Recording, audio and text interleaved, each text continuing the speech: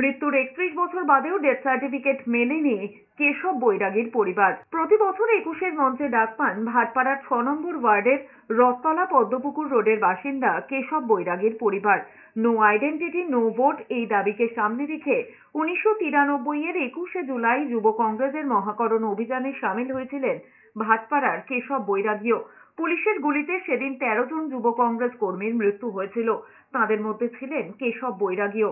এই দিনটিতে প্রতি বছরই তৃণমূল নেতৃত্ব কেশব বৈরাগীর বাড়িতে গিয়ে তাঁর ছবিতে মালা দেন। এবারও ভাটপাড়ার পুরসভার deputy chairman Debjyoti Ghosh, CIC Amit Gupta, কাউন্সিলররা শ্রদ্ধা জানিয়েছেন। কিন্তু কেশব বৈরাগীর পরিবারের অভিযোগ, এতদিন হয়ে গেলেও এখনো কেশব বৈরাগীর ডেথ সার্টিফিকেটই মেলেনি। মৃতের স্ত্রী রীনা বৈরাগী বার্নিংঘাটের নথি দিয়ে এতদিন সমস্ত কাজ চলেছে। খুব তাড়াতাড়ি ডেথ সার্টিফিকেট মিলবে বলে আশ্বাস দিয়ে গিয়েছেন পুরসভার লোকজন। এই প্রথম বললো